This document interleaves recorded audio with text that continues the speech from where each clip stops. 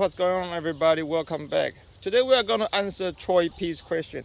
Troy P posted me a question last week or this week, saying he has a one-year-old Cane Corso and he is doing distraction training.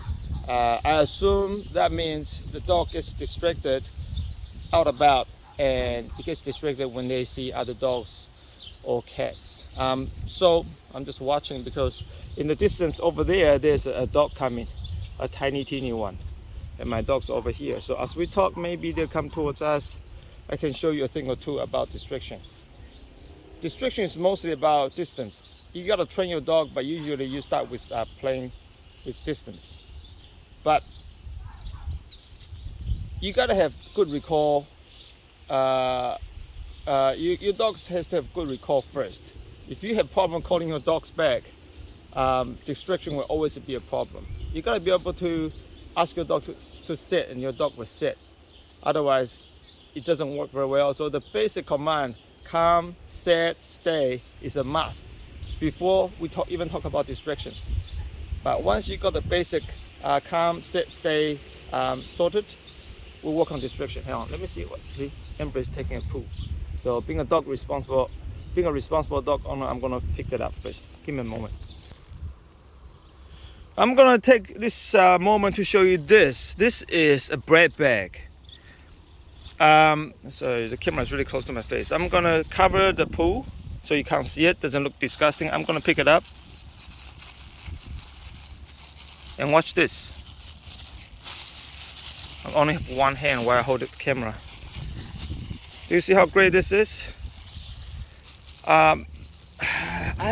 I pick up dog poo every day. This is the best bag you can use because it's so thick, it doesn't smell. You can get a roll of really cheap bags from the supermarket, and after you pick up the dog poo, you tie the knot 3 times, it smells, right? Bread bag doesn't smell.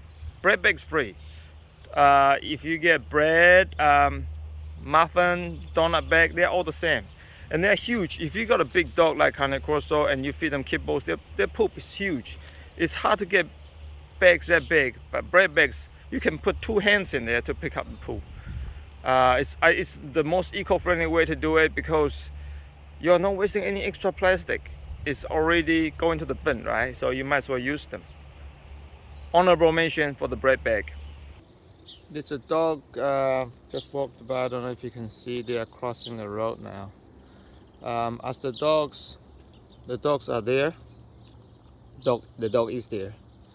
But when the dog was over here, I call my dogs here to heel position. And what this does is telling my dog, when you see other dogs, come close to me and stand next to me and wait. So when my dogs see other stranger dogs around in the area, the first thing they do is they look at me. They will look at me and they look at the other dog. They look at the dog means they want to go and play. They want to sniff around and sniff each other's butt and do what they do. But they look at me because they don't know if it's okay. So what the training is, actually what the routine is when they see some other dog they want to play with, first they check with me. Because what happened in this neighborhood is, you see these two play with some dogs because the owner knows my dog. The owner allowed these two to play with them. But some dogs don't know this too, and they can be a bit intimidated by the looks. So I don't want to annoy neighbor by just allowing my dog to run towards them. And that's very good for 2 things. First of all, I usually walk off leash in the neighborhood without problems. If I have my dog under control like this, I can always recall them. And you're not going to have your dogs distracted and you lose control of them. I'm not saying anything. My dogs will be sniffing around this area. What you're gonna see is they're gonna stay in this area, but they will not cross the road. So they understand boundaries. What you'll see is when I was in primary school, I used to feed a lot of stray dogs. And you'll see stray dogs understand the boundaries very well. They never run across the road and get hit by a car. Those who do die. So when I train my dogs, every time when they stop by the boundary. Here's what I call the boundary. They have to stop and wait for me to. They never cross the road by themselves. They cross the road with me. So the second thing is they understand boundary. How far is too far? That will help them. That will help you keep them under control in public area. Not to go too close to other people, or not to cross the road or run over the road because there's someone else over there, another dog, another cat, or something like that. As I was talking, there was a lady coming across here, coming towards here, and I step aside, let her go over there. Now she's walking over there. So the other thing I do is I see people coming towards that way. I don't know if she's going this way, that way, or she's coming across the road towards me. And if she was coming towards me, I'll be too close to her. My dogs will be right next to her. So what I did is, as she was moving towards here, I just stand over there. So that's only like 5 meters away from where I am now. But for dogs, distance is very important. If I'm here and she's over there crossing the road, this maybe 5 or 7 meters distance would tell the dog that you're not allowed to go there yet. Distance tell the dog what your messages are. And if I was coming this close, let's say if I'm standing here, I'm only about 2 meters away from her. It's very hard to control the dog when you're that close. The dog really want to go over and sniff. So play with the distance. If your initial training with distraction on the streets, always about distancing. Let's say that red mailbox there in the distance. Can you see very far away? If that's a person, a dog, or something, your dog wants to run towards. This is the kind of distance you start training from. Okay, the distraction is very far away. When you're getting better at it, then you move closer and closer towards the distraction. Let's say if your dog likes to get distracted, talk to your friend and set up something like this so you can talk to them and start training your dog. I got another person coming towards us. So Amber, heel.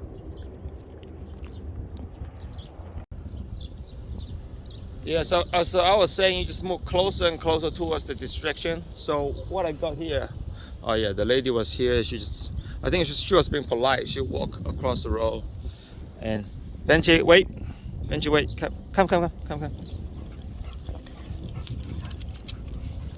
Wait for me here. I'm still talking. Wait for me. So if I was gonna set up distraction training, I would get my dog to stand where that red object is. I think that's just the ornament. And if my friend's dog's over there, I'll say just wait there for me, and I will move my dog towards that distraction, closer and closer. But all the time, the dog has to remain calm. The moment the dog pulls me, if my dog's pulling me, I stop. The dog has to stay in set position. When it's calm, then I move closer and closer. If it's pulling me, I stop. This will take a while, but hey, just say to your friend, can I borrow 10 minutes of your time? And if you do that every day or a few times a week, your dogs will get it. Towards the end, you can still let them play. But sometimes if your dog just keeps pulling, maybe just no play at all. Just letting your dog know when you meet that dog or when you meet any other dog, it doesn't mean you can play. Some dog owner don't want their dog to play with your dog. It happens. So it's okay to teach your dog, no, you don't always get to play. Only sometimes you get to play. And your dog understand. They will stand next to you and watch you. It's the same with dogs, same with person, same with anything. When they're out in public, check with you before they run towards something. Back, Amber, back. Hi, good morning. Good. Wait, Benji. Wait. The small dog was just up there, Amber was here. I was here just to pick up the poo-poo bag. The two of them. Woo-hoo. When you go through dog training for distraction, identify what distracts them the most or what you need to train with. So, heel, Benji, heel, sit, wait, dog. No, Benji, wait.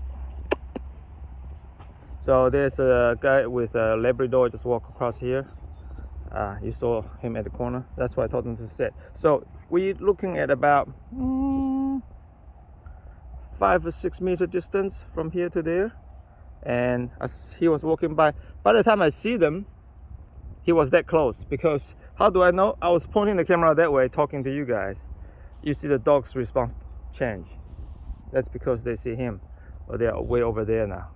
Can you see? He just walked across there. So he was actually very close, but my dog was like very curious. But they don't just run over there and play without asking first. They were just looking. So I asked them to sit. Tells them that no, we're not gonna play, because the old man, he had his dog off leash, young man, and I saw him in distance. When he saw my dog, he put his Labrador on the lead. To me, that suggests he's not ready to play, or maybe he does play with other dogs, but he's not sure about my dog. So that's why he put on the lead. And if you see that, don't let your dog go over. They are off lead now. When he goes far away, he let his dog go.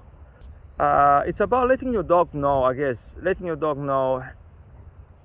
Dogs does everything automatically. When they see another dog, they automatically want to run over and sniff and play. That's what training does, is teach them. When you see another dog, check first. And when that becomes automatic response, it happens every time. Let's say if your dog have 10 things they're distracted with: cat, children, dog, bike. You can list them out and start training your dog with these things. For example, if you have a friend who bikes, get your friend to do the bike training with you. If your friend has a little dog, do that. Can I borrow 10 minutes of your time and do that? So you can set them up for training. You'll realize that if they are distracted by 10 things, but if you fix 3 of them, the other 7 is very easy. You just have to start somewhere. Once they get it, they are not distracted by 7 other things, because when they feel the distraction, their automatic response is to look at you, not to just run over. However, this takes time. So Troy, you say your dog's only 1 year old, and I respond to you by saying 1 year old is very young. It's very true. So if you have a 1 year old dog, doesn't matter what breed it is, doesn't have to be a Cane Corso, it gets easily distracted. That's actually very normal. Give it time. It's all part of experience. They want to explore the world. They want to sniff. They want to play. Dogs are cute because I think they behave a lot like a 5-year-old. So when they come out like this, it's almost like taking a 5-year-old to Toy World or something like that. They want to go play. If you find that you need to train your dog to deal with distraction, then you need to put in some time and teach them that the right thing to do is check first. If we don't get to play today, it's fine. We move on until we meet another dog we know, and you can play for a few minutes. And when dogs play, a puppy will play forever. They want to play forever. But once your dog get to this age, they're about 4 and 5 year old. They see a dog they know, they will only sniff around and play for only a very short time. We're talking a few seconds. Then off they go. They want to move on. They don't just want to play forever. So it comes with maturity. In my experience, I had Amber first, then I had Vinci. So when Amber was fully trained, training Vinci is easy because puppy followed the older dog. So that's the advantage of having 2 dogs, is you get one to train the other one. Alright guys, I hope this helps. Pop me any more questions if you have, Troy P, or anybody else who is interested to know more. And if I found the content is helpful for other people, I'll do another video on that. Thank you. Bye.